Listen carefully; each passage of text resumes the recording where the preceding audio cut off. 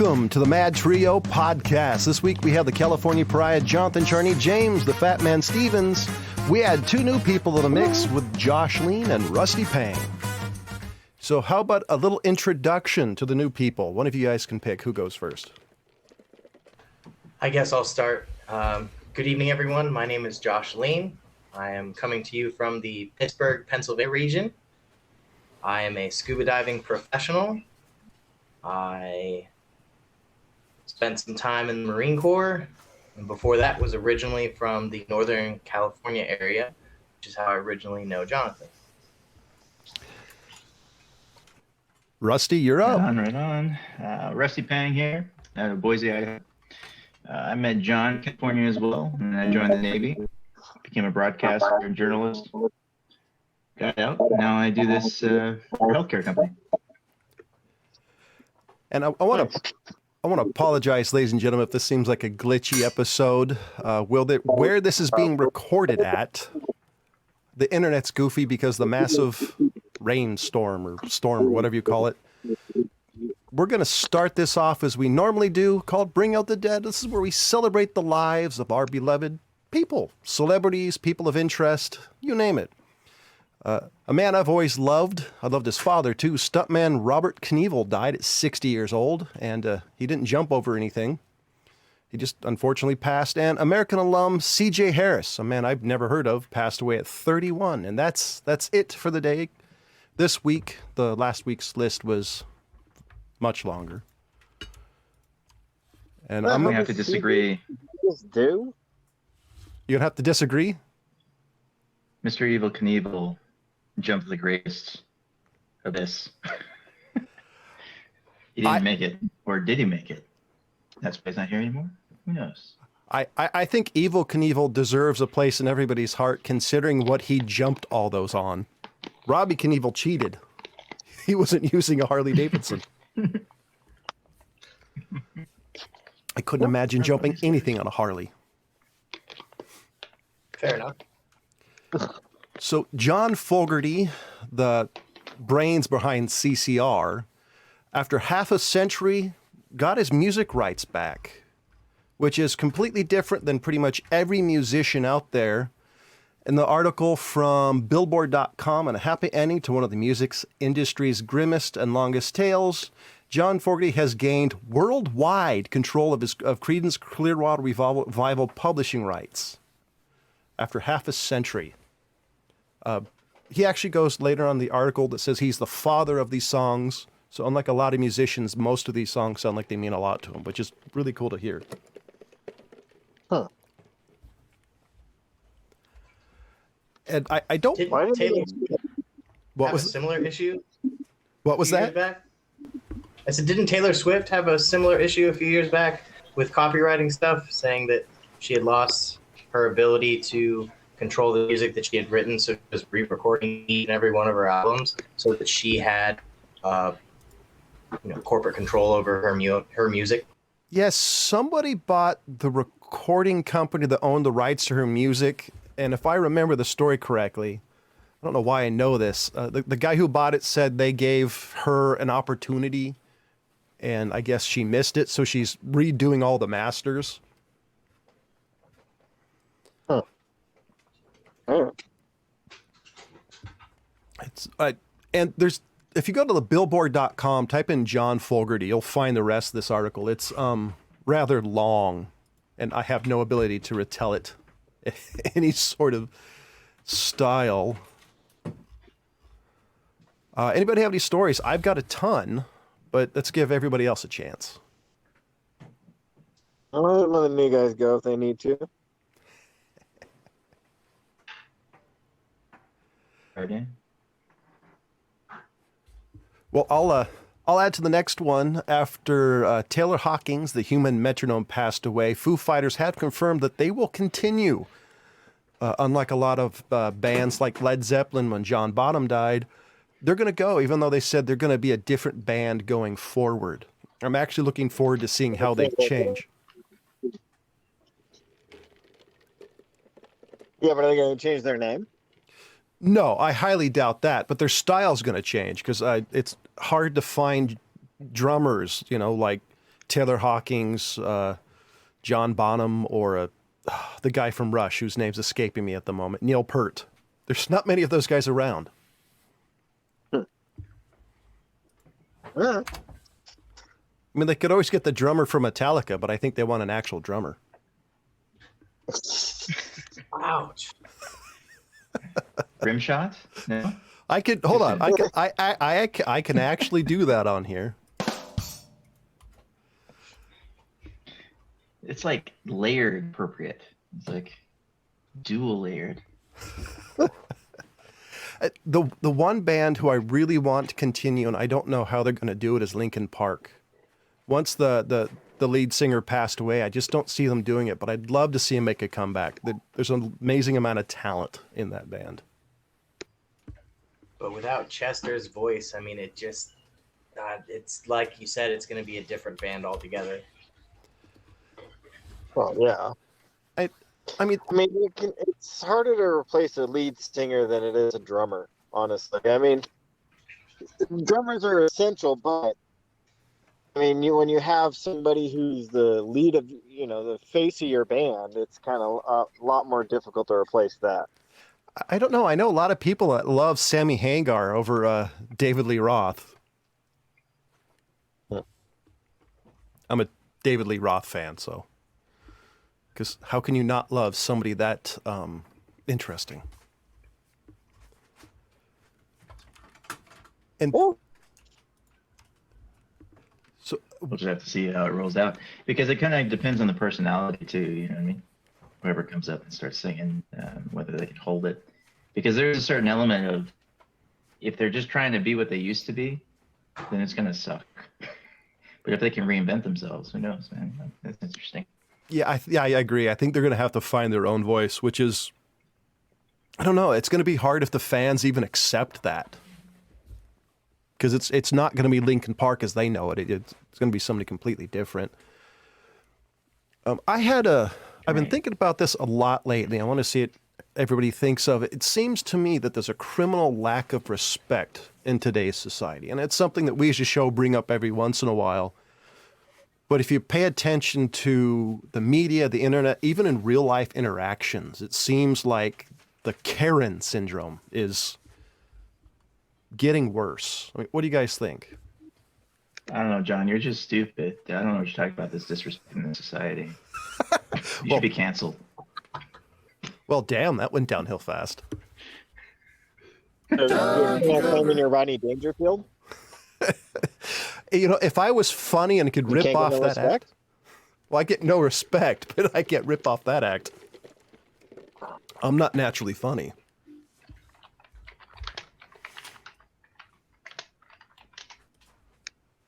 No comments here, huh? I heard like every half word you said there for like 30 seconds. So I mean, what do you think, though? I mean, there just seems like to be a massive lack of respect in today's society on all levels. I mean, so politically, society, socially.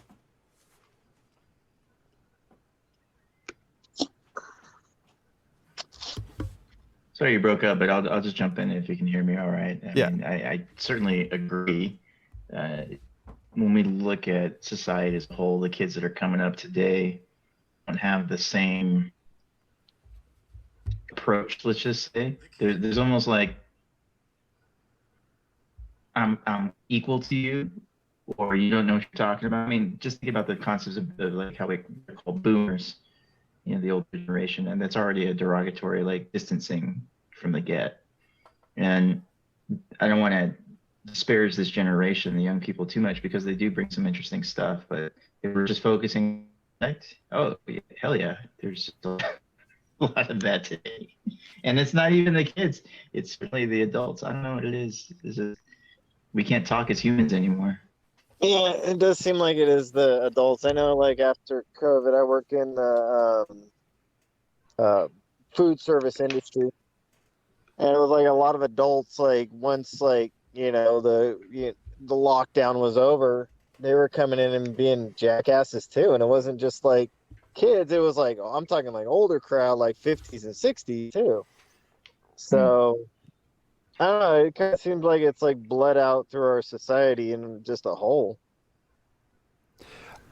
See I that think there's a couple of good reasons for that. First off, if you look at today's generation, these kids are raised with devices and things that previous generations didn't have, right?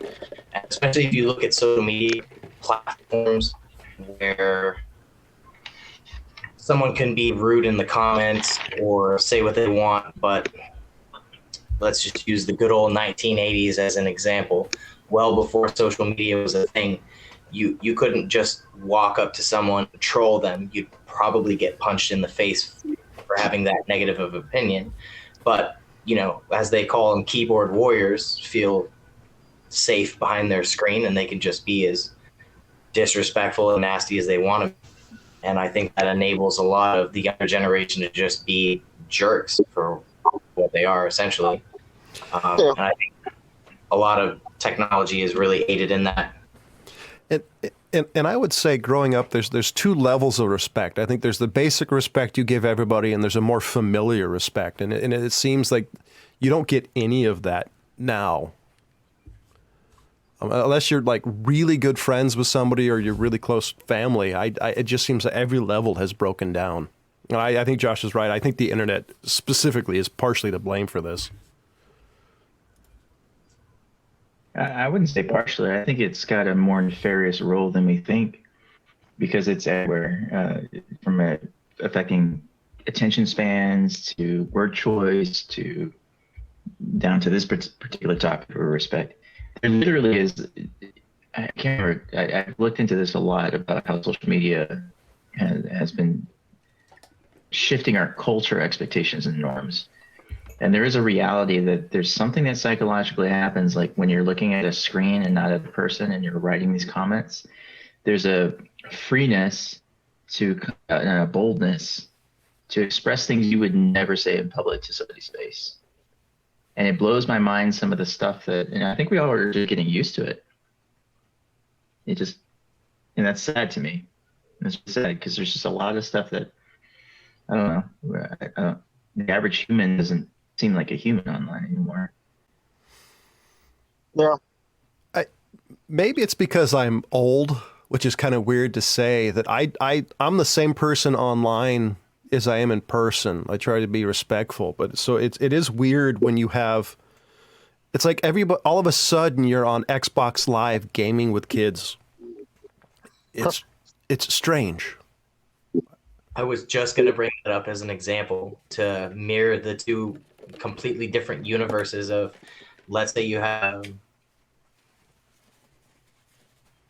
15 young men that are playing kickball, for example, and then you have 15 young men that are playing Call of Duty on an online live arena. The things that they're going to say to each other in that live stream, 90% of those kids would not have the balls to step up and say that to another boy to their face, playing kickball in the recess schoolyard. It just, like you said, it dehumanizes it. I'm talking to a screen. I'm not really talking to a person. But when your words have consequences and sometimes those consequences have adverse and violent reactions, because I don't, enjoy being called these things, so I just happen to punch you in the face for it. I think that's kind of what emboldens people. Yeah. And kind of to... And also on the flip side...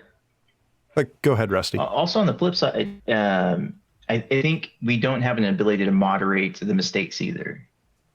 Hence cancel culture. So somebody could say something and not intend something, but another person can get offended and start a whole train of just a mob response where they are interpreting what was posted in a way that was not what the intention was of the original poster, right? And it could be misinterpreted, and the consequences would be disproportional to what would actually happen on the playground, let's say. So if I said something stupid and put my foot in my mouth and you called me immediately, that could be corrected, and I could explain and have the opportunity, like, oh, this is what I meant by that. And we could work that out right there on the spot. When you say something online these days and it goes to the wrong place at the wrong time with the wrong people, it could get away from you. You have no control over it. So in one sense, there's no disrespect, and there's also, or a very lack of disrespect. And there's also there's a lack of compassion too, like an inability to recognize it, like a little wiggle room, like where, okay, somebody just said something off the cuff that was just off.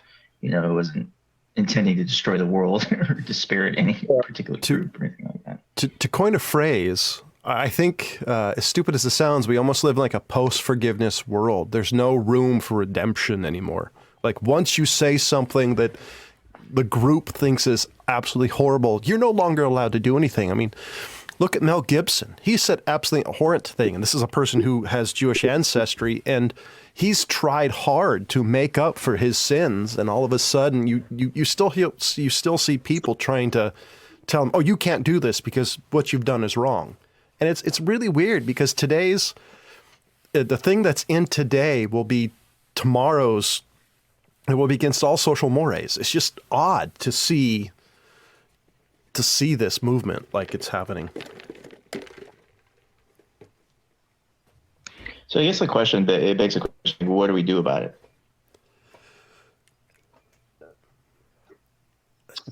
I don't think there's... I don't think there's anything we can do. Not at this point. I think culture is kind of screwed. I think the only thing we can do is, everybody here's a father, is raise our kids to be respectful and to make sure that, hey, if you say X, Y, and Z in real life, there's a good chance I'm going to be taking you to the hospital. Let's realize there's a name and a face and a soul behind everything. I don't think you can do anything else.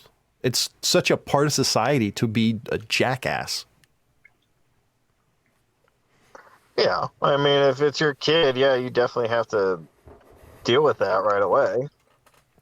But I think as far as other people's kids and the way that people react nowadays, I mean, our society is so shit that you can't really say anything. Otherwise, you're going to be the one that gets in trouble.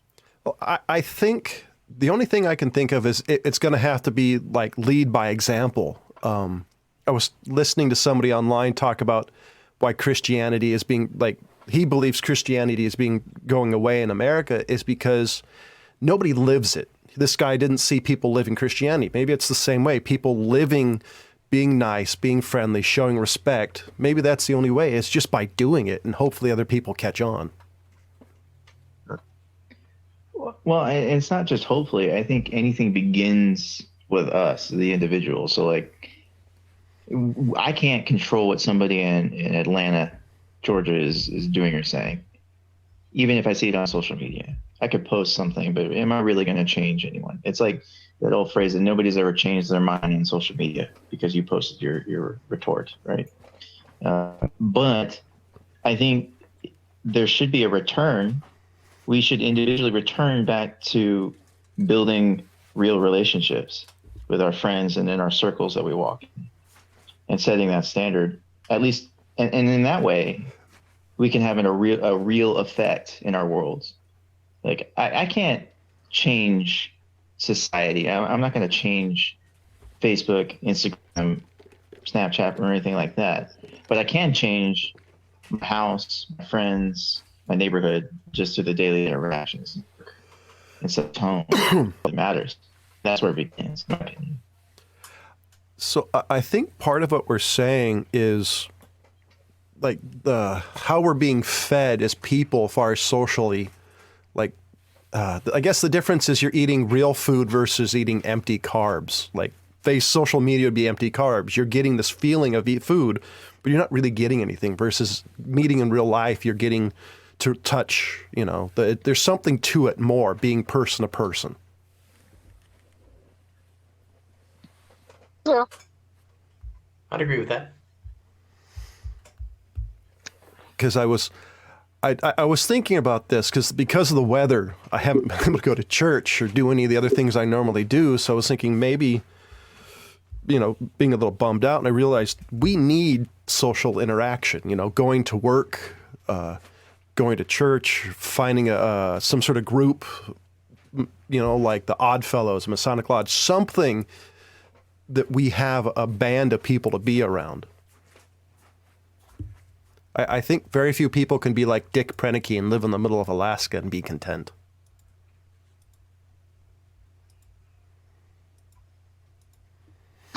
Oh, was that? You probably need to repeat that. I figured I'd glitched.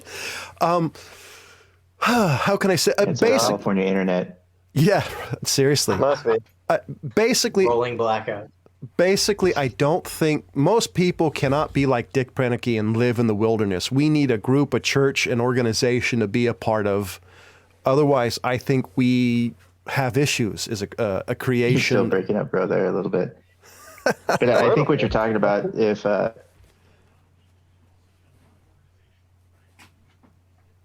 this.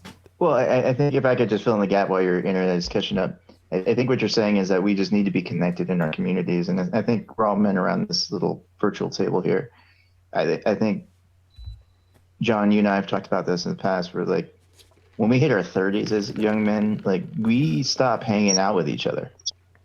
And that's a problem. The whole lone wolf mentality for men, like it doesn't work.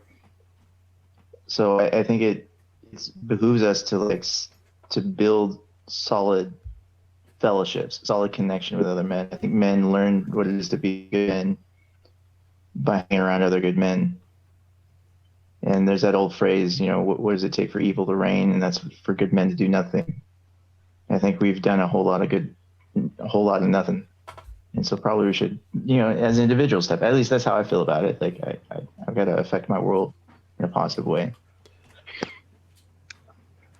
I have a question for Josh and Rusty, as both of you have been in the military. As people have been, I've heard from military people that when they get out, they miss the camaraderie that you don't get in civilian life. How much of that is true? Rusty, if it's all right with you, I'm going to take a stab at that one first. Yeah, go for it. So I would 100% agree. When I got out of the Marine Corps after 10 years, there were obviously things about the military that I did not miss.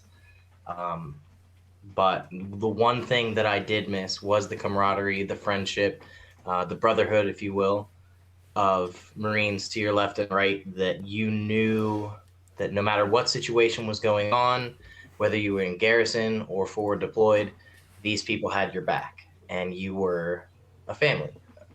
Very dysfunctional one, but you are a family.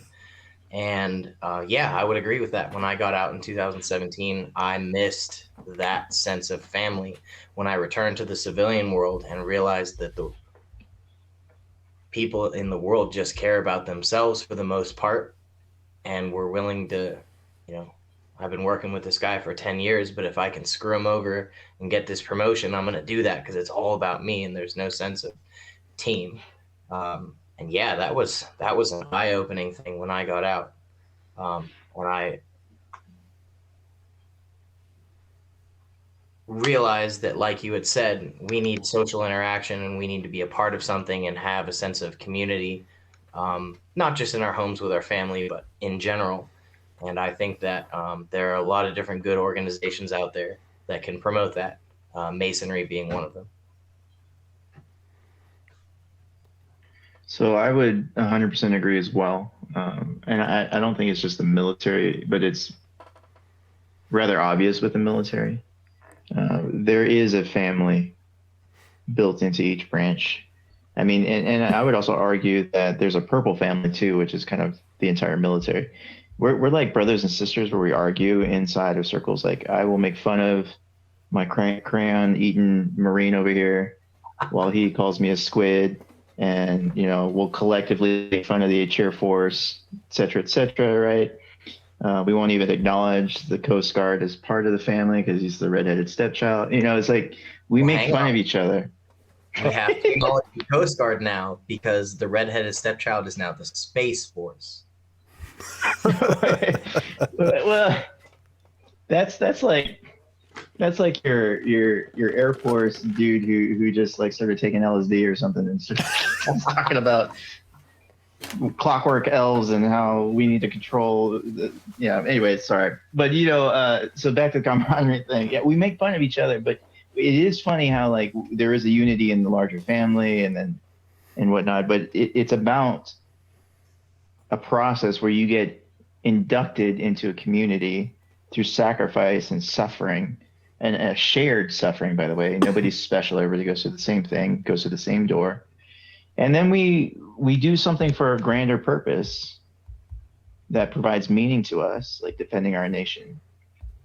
Even if, like, you're like me, you're writing stories, whereas my brother over here is like carrying a gun, boots on ground, whatever. There's an understanding that we all have a role to play. And then when we get out, we enter into a space where there isn't that unified feeling. And so I felt lost. I felt disconnected.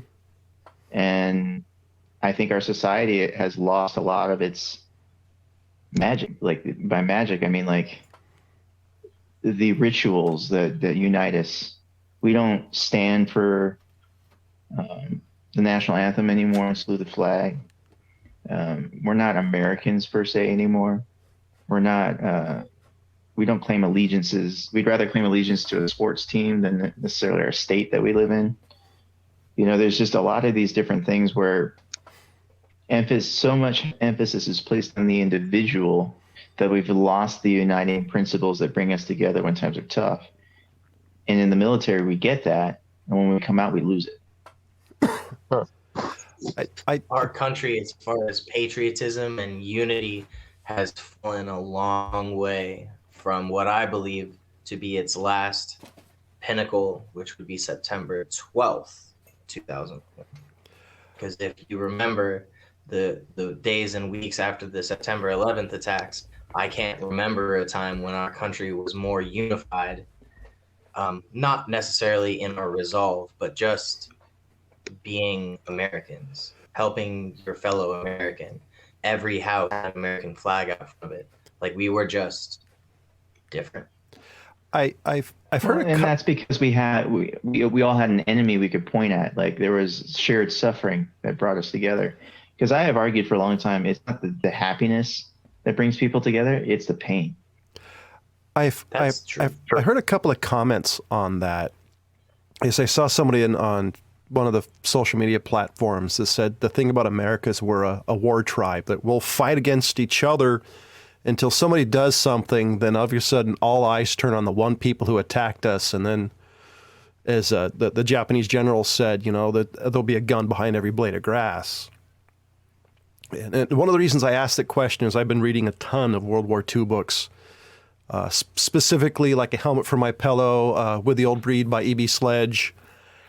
And you listen to these people's stories, especially With the Old Breed by E.B. Sledge, and the shit they've gone through, and quite literally in some instances in the book, that you can see they're living in pain. Nothing is fun about this. They're terrified, but you can see the brotherhood that's bonded them together. Sorry, John, you're picking up a bunch, bro.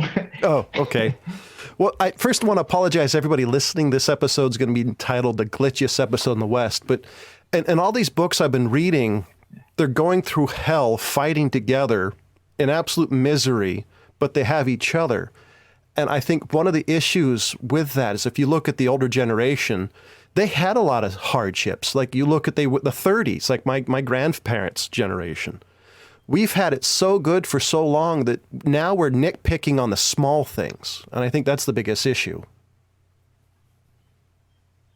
Yeah, I think that's about to change, to be perfectly honest. I think we're coming up on a pretty big hammer about to fall soon over the next decade. There's a lot of people that talk about, like, there are a lot of signs that are pointing to some major change coming. I mean, I was just watching a video on YouTube the other day talking about the 20-year generational cycles and how there are 4 seasons, and we're heading towards winter, and this is typically where a major world war happens. And I gotta be honest, like it concerns me. When I think about Russia and Ukraine, when I think about what's happening, as far as our economies are concerned, I mean, down to even little things like Chat GPT, that's going to disrupt all of like academia and marketing. And it's like, it's just kind of crazy. The world, China's set up to collapse. I mean, like their economy is kind of crazy and falling apart, and people are protesting. So I mean, it's like I just feel like this, and I'm not like trying to be an anxious, like doomsday kind of dude, but it is feeling a lot like we're at the end of the carnival. Mardi Gras is about to end, and the hammer's about to drop. That's funny. I was on one of the books I've read in the last decade. The guy's in combat, and his comment and about combat is said the worst part about being combat is at the end, when you're at the end of fighting and you lower your guard. He said that's the scariest part of combat is the end of it. And I just have this feeling that, we're at that point that we're at the end of like the good times, or you pick the name for it, whatever marketing term you want to pick, that it's everybody's lowered their guard and nobody's ready for what's about to fall. And I usually try to have a better break to end for our ad, but unfortunately it's not. So what everybody needs, if they're down, they're out, they need to have a little fun, or in my case, fighting a cat on my lap, you should check out our sponsor. Today's show is brought to you by Audacity, the unforgettable party game for mischievous people. The game where dignity is overrated. Make sure you go to ODDASSITY.com or selected stores. Make sure you use MadTrio, all caps, all one word, for 10% off your final order. Make sure you tell Miss Audacity herself that the MadTrio sent you. Do you want to keep up to date with the maddest of the mad at the MadTrio podcast? Make sure you go to themadtrio.com or check out our social media feeds on Facebook, Instagram, and Twitter. And I'm being attacked right now by somebody else's cat. Ow, dear God. Ow. Feisty little bastard. Is there any, I want to talk about something positive, but that's such an interesting conversation, especially for a man in his 40s who's lived long enough to kind of see the way society's going. And I really do think society's cyclical. I thought in 2020 that we're like right now kind of living in the 60s, we're freedom summer, where people are fighting for things that they think is important. And listening to Rusty, I'm kind of wondering if up again, bro. Yeah, I did. So we'll kind of give him a few seconds to see if he comes back to what he's saying. So, well, I can. Oh, go ahead. You're back. Okay, let me try to do a fast. I need to learn to talk faster. So basically, like I thought in the 2020 that we were in the 60s, where everybody's fighting for something that's important to them, fighting for rights. But after listening to Rusty, I'm kind of wondering: are we in like 1911? Are we in the early stages of the next war, horrible time? You name it. I think we're in the 30s. Oh, because so like World War II-ish. That's what it feels like to me. Because the reason I bring up like the First World War is when it was a technological game changer, going from like horses to tanks. And I'm kind of wondering if that's what we're in. Like modern warfare won't look like it used to be, now it's on every front instead of being just stuck in one location, because everything is so technologically controlled. Oh, yeah. The weapons are different. Everyone has body armor. Everyone has an Air Force, a Navy. We have drone strikes. Like, it would be chaotic, absolutely chaotic. A frontline type war where we weren't fighting a insurgency like the United States fought for the last 20 years in Afghanistan. It's not like an insurgency or guerrilla type warfare. These countries have uniformed the military. And I've even pondered, would it get to the point where we had a front line with just infantry, ground troops, tanks, and all that? Or would more or less conventional wars now be fought with just, attacks here and there from the special operations community? We send ours in, they send theirs in. It's just tit for tat with the spec ops community, or is it going to be a full on front lines? And that sounds like the opening to the next Tom Clancy novel that I don't want to read. Is somebody who's never been a part of the military, who's read a shit ton of military history, and who's kind of a conspiracy theorist, I think they'd want to do the spec ops because it's easier. It's easier to say, oh, this never happened, versus you got full on warfare. Then politicians have to worry about getting elected to the next cycle. Yeah, it's easier, it's neater, it's cleaner, it's a lot less viz. You know, for those who do play Call of Duty, you know, Bravo 6 is going freaking dark, and what are you going to do about it? I will say this, you mentioned about positive. I would say this is more like, I also believe that life happens in cycles. And the flood, the apocalypse, is both the ending of something and the beginning of something new. It's both the drowning and death, and also the refreshing, right? I feel like whatever this era is that's coming to an end, it needs a refresh, an update.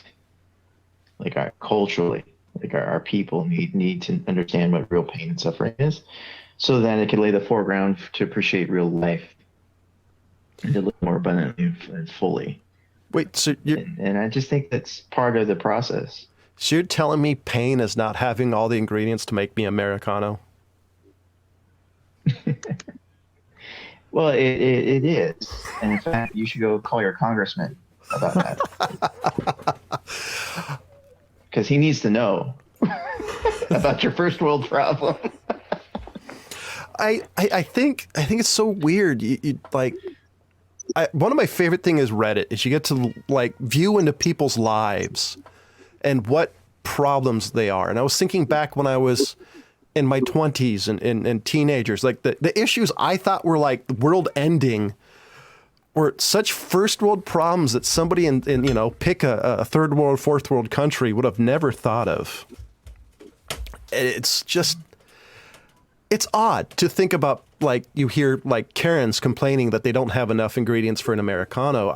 What do you think is going to be the first thing that changes? And let me make an example. James and I, we used to live together in a condo I owned. We came up with what we called the hair color economic index. And according to an economist I talked to, it's a good judge of where the economy is going when you're talking about women's hair color. So what do you think might be the next thing to change, the next thing that's going to hurt? Oh, you mean like right now, or were you talking about like the next thing down the corner? Like, because I've heard some people saying we're headed for next recession. You know, this could be, you know, like the Great Recession 2, Electric Boogaloo. So what is you think is going to next thing that's going to make people go, oh, this hurts? Right. Moving to a cashless society is going to do a lot of really bad things. Oh, that hurts my soul. And that's something that I heard about.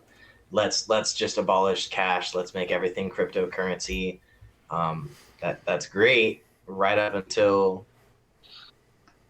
Big Brother can come in and turn off your bank account if they want. Like all the different things that's such a, I think people's access to their funds, and I think it's going to be a big wake-up call for people when they realize that they have given up so many of their freedoms by allowing technology and control and automation to take over things, that they have inadvertently signed over a lot of their own freedoms, whether knowingly or unknowingly being irrelevant. And I think just sometimes just doing things the old way is not necessarily the bad way, if you understand what I mean. I think that's something you earn with age, to be honest. Because that is something I 100% agree with. All because it's old doesn't mean it's bad, and all because it's new doesn't mean it's good. Well, one of the things. Oh, sorry. Go ahead. no, I was gonna say, I honestly don't think it's gonna be any of that. I think we will lose our technology before we go to cashless society. I think if we put everything in cryptocurrency, we're gonna lose. I think we'll lose power before any of that. I think that would be what would hurt our society is everything moving to electronics, and then we lose the ability to even have electronics. I think something like an at some point would be the worst case scenario for Western civilization at the very least.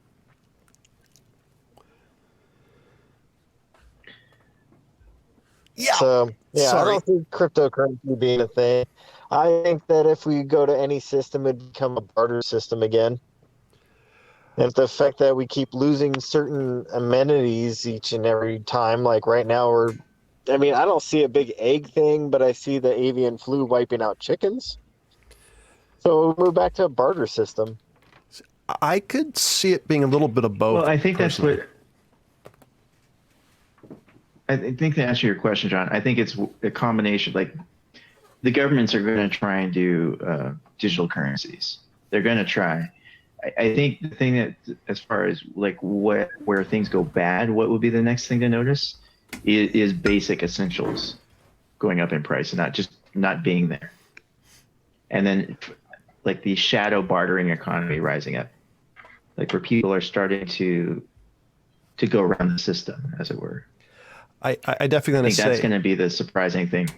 I was definitely going to say if there starts being a digital economy, I'm going to be trading chickens with Jedediah in the hills of Kentucky. I don't see the government being able to implement a full-fledged, digital currency thing. I think that's been like something that we, as a society, have been going towards, but I just don't think it's going to be feasible. I really don't. I think there's too many people that want to have, the feel of paper money. Like cash used to be king, but now you go to places and it's really not. You go in and try to pay for something with cash, and they just kind of look at you weird, like, okay. I mean, there's even self-checkouts that are not cash. They don't accept cash. I think I don't know. I don't see it becoming a thing. I see them trying to, but I don't think it's gonna take hold. I think for your generation, and the next couple of generations, I think that'll be harder because we, kind of being born on the idea of, and I will say that, in my humble opinion, I think America's a little different. Is we're a rowdy bunch. You tread over us in one way or another, we have a tendency to start fights. But I can see at a point where that's not the case. Yeah, I just don't see it digital. I don't see it. I don't know. I see them trying to. I just don't see it being feasible.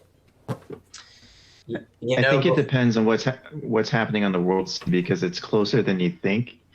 They're already, various different countries are already drafting the coins as we speak, and America is testing one right now. And in a large part, we're already for most of the economy, it's already digital, it's ones and zeros. So I think the fact that like a standard, like going away completely to a cashless society is further off because there will be a large group of people that are going to be against it. But I think it's going to be coming sooner than we think, in my opinion. And it just concerns me because technology is a double-edged sword. It comes with both blessings and curses. It cuts both ways. Like I was gonna say, if you would have told me, 4 years ago that the world would be in a place where the government would have the authority to tell me to get a vaccine that was not proven and not tested and not allow me to go into restaurants or have many of the other basic freedoms as a human being until I did this thing, I wouldn't believe you. But 2 years after it happened, here we are. Yeah, I have to admit, I'm a place. I don't particularly like being told what to do. Maybe it's because how I was raised by a guy who grew up in the 60s when the era of question everything questioned. I wasn't a fan of that. I mean, if it's your picadillo and you want to get it, go for it, rock on. But I don't really like being told what to do on any level, unless I make that choice. That's also why I never joined the military, to be honest. I'd spend too much time in the brig.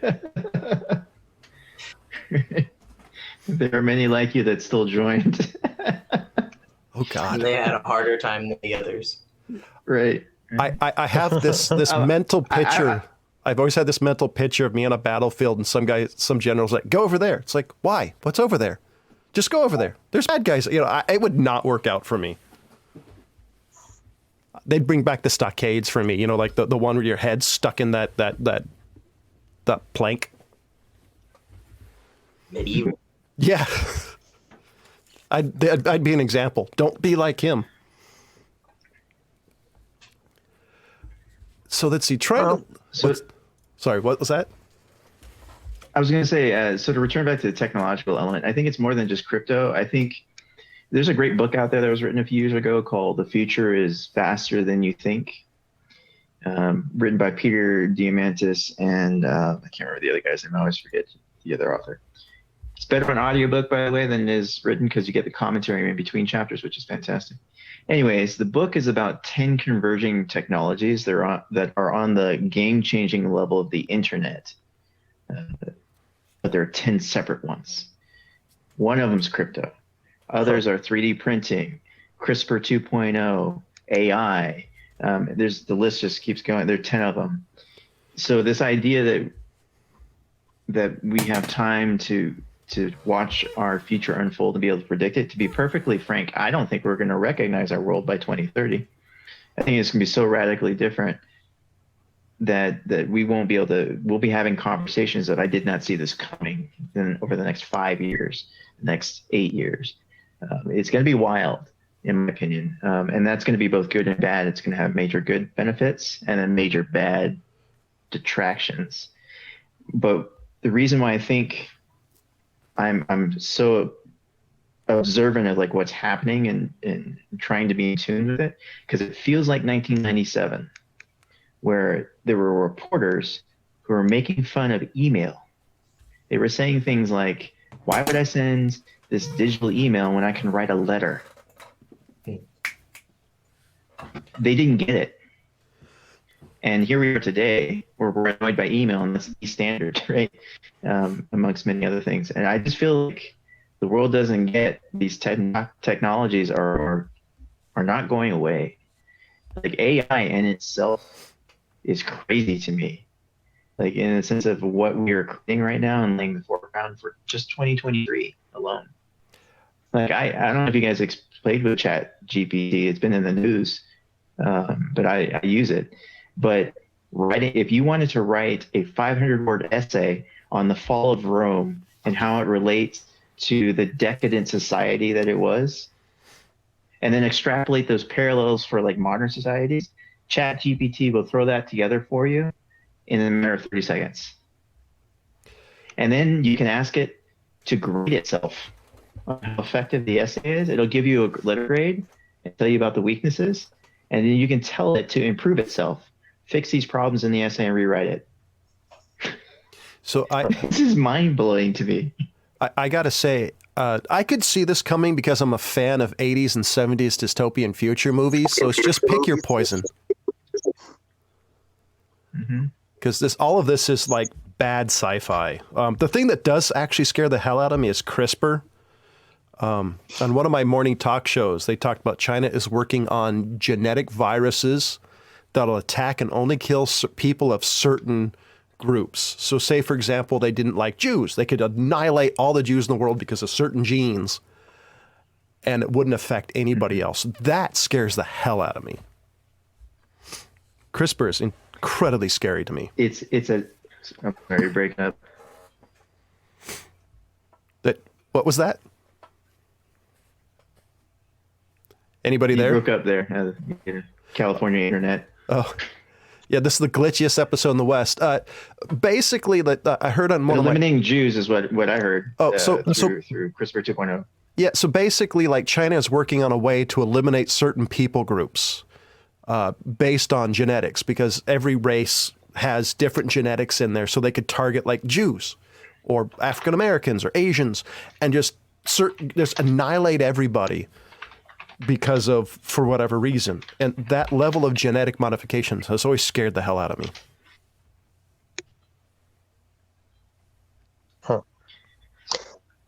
China has also done gene editing to improve the IQ of twins. There was an experiment where a doctor did this and edited the genes of two twins to improve their IQ, and they were successful. But then they demonized the doc, and he disappeared because it's China. But it's just wild. Anyhow, I don't mean to get all dystopian or whatnot, but it is tech, man, that we're living in today. We're on the cusp of something crazy. See, I think we're living in Star Trek. That's what it seems like, especially if you look into like the history of the eugenics wars, James? Yeah.